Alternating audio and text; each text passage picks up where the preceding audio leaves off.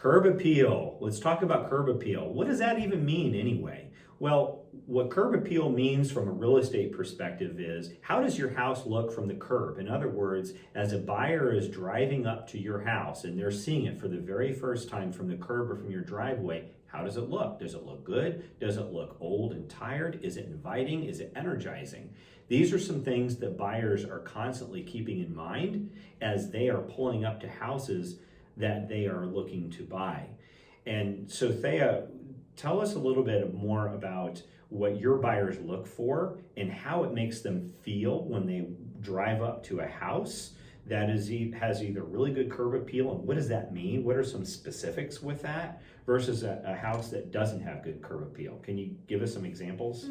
So curb appeal, along with the listing photos, really sets the expectation for the buyers of what they're going to be looking at. If you have awesome listing photos, if you have great curb appeal, that's going to be their first impression, and they're really going to get excited to go see that home. And then, walking into the home, they're going to have more of a positive outlook on it as well. If you have a home, especially this time of year in Indiana, it can be quite dreary outside, muddy, rainy.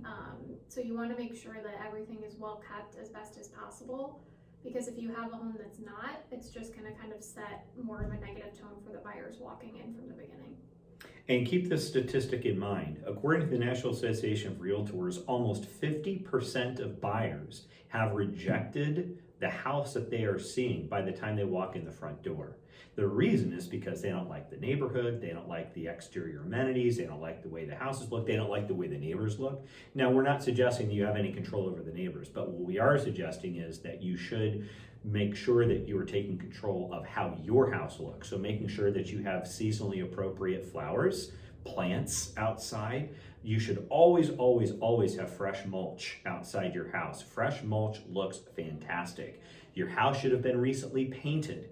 And if it isn't, make sure that your paint does not look old or tired or is spotty. Make sure that your caulk is updated. All of this makes a big deal. It is one of the first things people see. Make sure you have a nice, fresh coat of paint on your front door with door hardware. This makes a big impression on buyers as they're walking up. And let's not forget about the driveway. If your driveway has these massive cracks all over it and it's settling, and that does not create a very good environment for a buyer, or is very welcoming, and it's setting the wrong tone. Not to mention, it's going to come up on inspections, isn't it?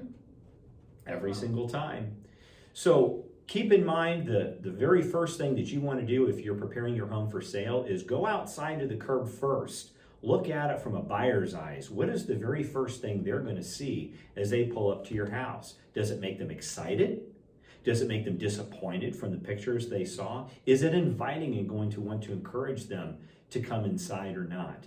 Before you do anything with the inside of your house, looking at it from the outside first, from a buyer's perspective, through a buyer's eyes, is going to be the most important, one of the most invaluable things that you do in order to make your house stand apart from your competition.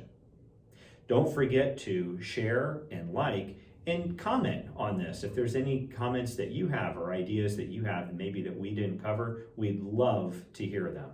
Thanks so much for listening. See you next time.